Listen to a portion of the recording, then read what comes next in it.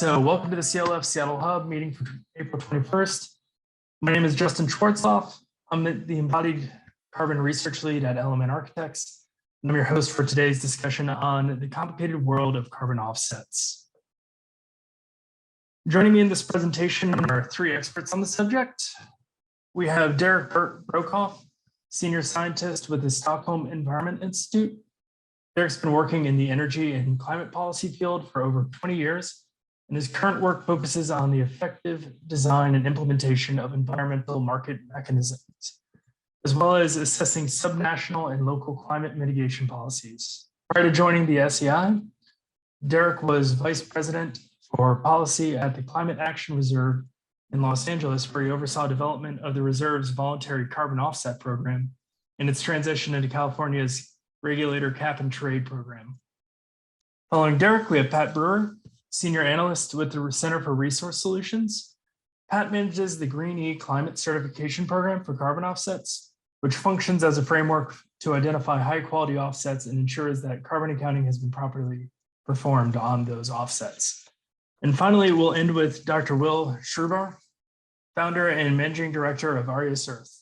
Will, with Arias Earth, is working to develop a carbon offset market intended to create incentives for buildings to seek out low carbon material solutions.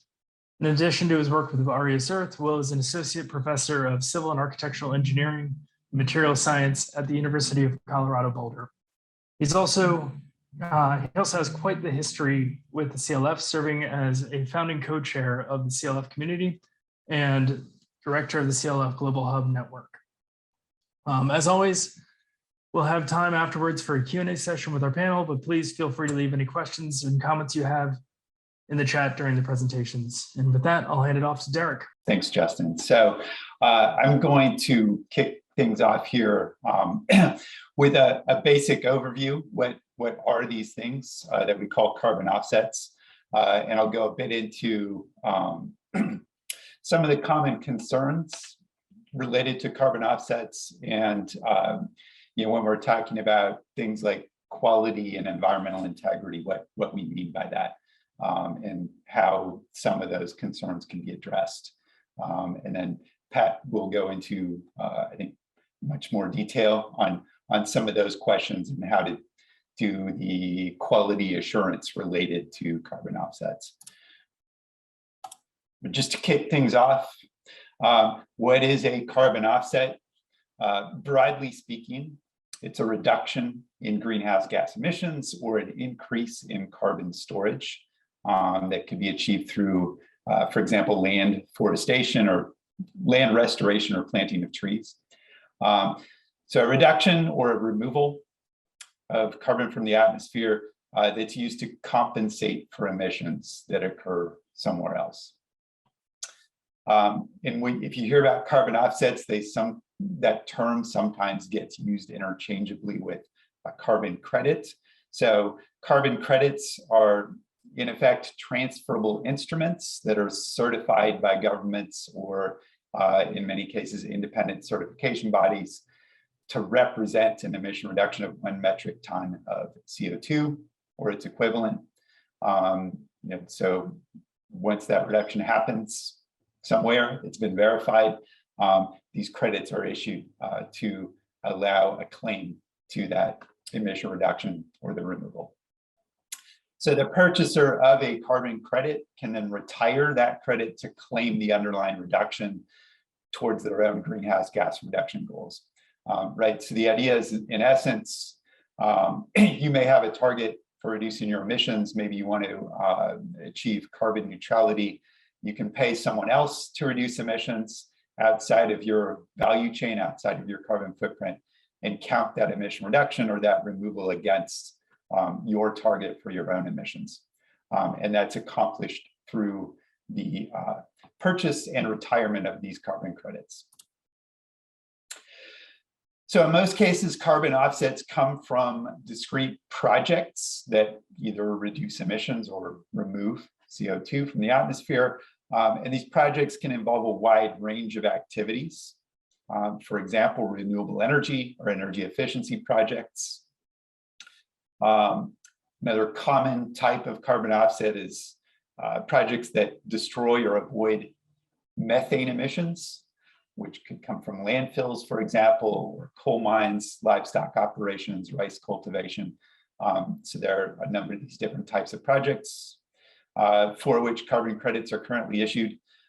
Industrial gas destruction, and of course, a big category is forestry or more broadly nature-based solutions, mostly activities that absorb CO2 from the atmosphere and can be counted as carbon offsets. And in many cases, these projects produce multiple benefits. So it's especially if you're talking about voluntary carbon offset markets as opposed to regulatory or compliance markets, buyers are usually looking for more than just the greenhouse gas benefits. There can be employment opportunities, enhanced air or water quality, biodiversity, habitat conservation, improved energy access, so on and so forth.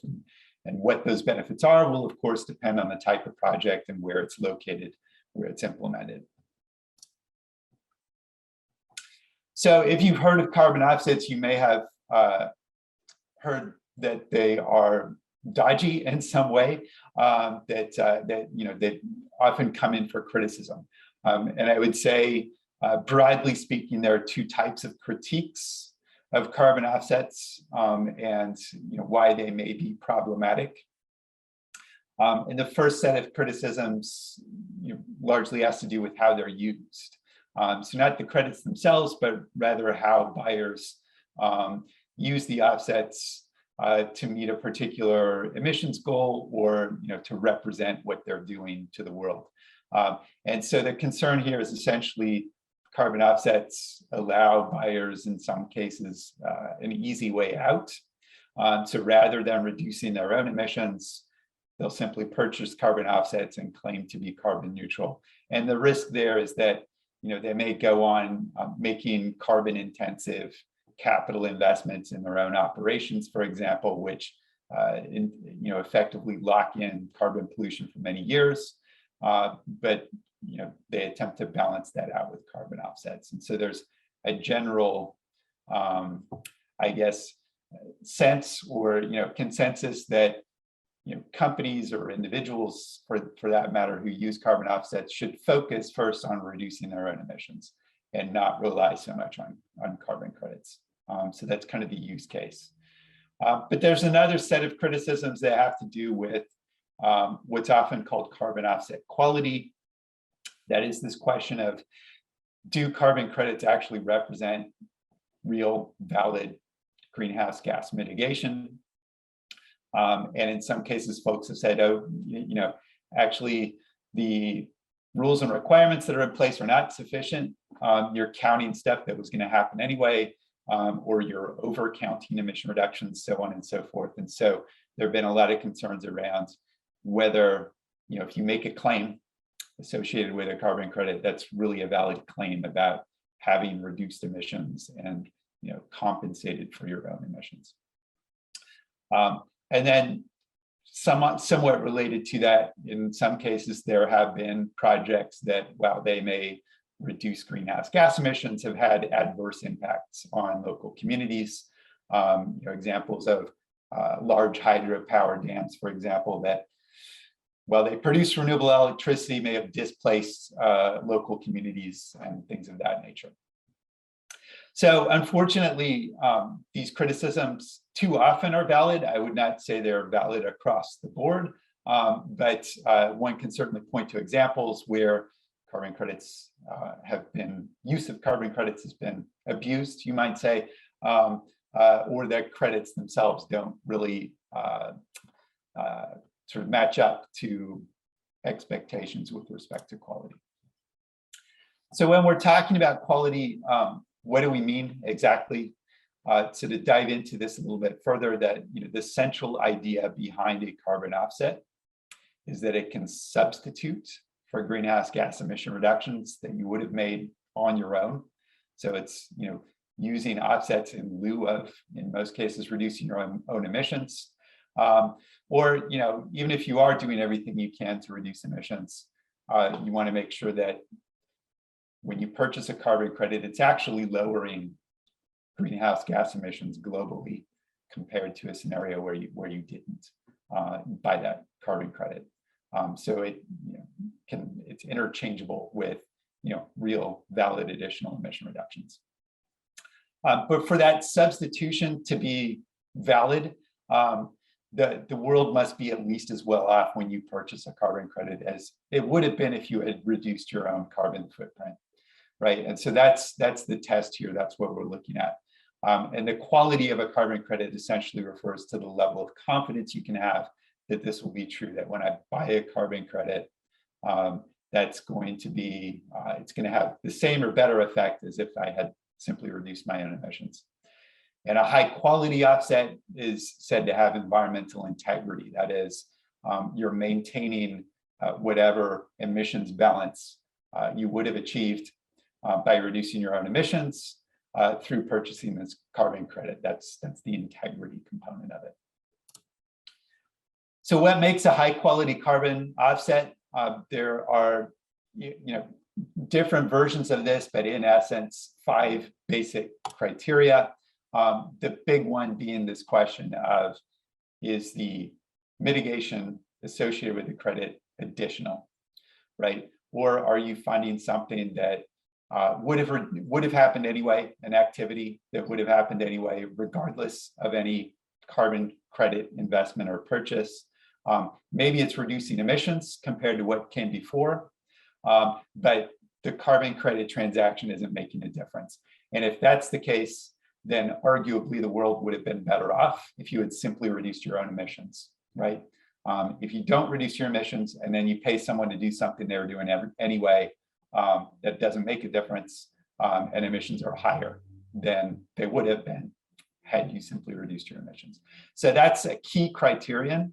Unfortunately, it's also one of the most challenging to try to make a determination about, right? Trying to figure out whether a particular project was really enabled by the carbon credits or would have happened anyway. Another key criterion, though, is not overestimating the emission reductions or the removals associated with a mitigation activity. So even if it's additional, are you accurately quantifying the emission reductions? And the big challenge there is that quantification is done against a baseline scenario, essentially, an estimation of what emissions would have been in the absence of your emission reduction project. And that, of course, is counterfactual in nature, subject to uncertainty. And so it depends on the nature of the activity, but in some cases, it can be a challenge to figure out what those baseline emissions would have been in the absence of your project. Another key consideration here, too, is that some projects, while they may reduce emissions in one area, can displace emissions to other areas. So the classic example is, a forest conservation project. Maybe you prevent the emission of carbon from forests in a particular land area, but if all that does is displace logging pressure to other forest land, the net effect of your project may not be that great. So you have to consider the comprehensive effects of an activity on emissions. Permanence is another concern. Again, this is primarily an issue with nature-based activities, but forestry in particular, right? You can grow trees that absorb CO2 from the atmosphere and store it in the trees, but if down the road those trees are burned down through a wildfire or maybe just logged in the future, then the effect, that mitigation effect associated with the carbon credit is negated. And so you have to have some kind of mechanism to ensure that these benefits are in fact permanent, as equivalent to reducing your own fossil fuel emissions, for example.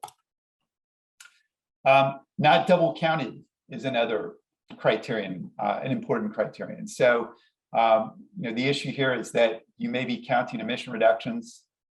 Say a wind farm reduces emissions at fossil fuel power plants, but if those power plants are themselves covered under a cap and trade program, for example, they're going to be counting those emission reductions towards their compliance obligations that will free up allowances. It won't actually reduce emissions in aggregate. And so anytime you have these kinds of overlaps in the claims associated with the emission reductions, you can't guarantee that those reductions wouldn't have happened anyway, because someone else who's claiming them would have met their own target for emission reductions by reducing those emissions. It gets complicated, but sorting out those claims is an important piece. And then finally, this isn't so much related to the greenhouse gas emissions, but it's this social and environmental harms question. You want to make sure a high quality offset is one that will not cause adverse effects even as it's reducing greenhouse gas emissions. And so there you want to be careful about is this displacing people, or for livestock operations, is the project causing groundwater problems and things of that nature. So there's a range of issues that can come up here, but this is another area that the standard setters for carbon offsets focus on when they're certifying high quality credits. And so finally, I'll wrap it up here in a minute, but just a word or two on the use question. Again, the criticism here is that carbon offsets can too easily be used in lieu of making your own emission reductions, towards claims of carbon neutrality, for example. And so buyers of carbon offsets, I would say, need to be careful that they are also demonstrating that they're reducing their own emissions. Or, if you're an individual, think about not flying instead of just buying carbon offsets for your flight, looking at other means to travel and or other options. So the issue here being just that relying too heavily on offsets could be a mistake, even if they do represent valid greenhouse gas mitigation. So yeah, reduce your own emissions. This is kind of the idea of a mitigation hierarchy, which is getting, it's kind of always been there, but I think it's gaining a lot of traction and attention these days. Reduce your own emissions, only offset what you can truly not eliminate. And that's important because if you look at how rapidly we have to reduce emissions globally to avoid more than 1.5 or 2 degrees of climate change, we really need to be doing everything, not just substituting one set of emission reductions for another. So both and, not either or. So I'll just wrap it up there. Climate change is an urgent problem. We need to be throwing everything in the kitchen sink at it. Carbon offsets are one tool that, if used responsibly, can help accelerate action on climate change. Carbon neutrality is a good goal for any entity, I would say, but not if all you do is just offset your emissions. And so as a general idea, I would say, think less about carbon neutrality and more about contributing to climate action in multiple ways, one of which, and an effective one, I would say, under the right conditions, can be the use and purchase of carbon offsets. So I'll leave it there and turn it over to Pat. Oh, and just as a final, if you want more in-depth information on carbon offsets, there's a guidebook that I and my colleagues put together a couple years ago now at that website. So feel free to visit that website, offsetguide.org, for more information.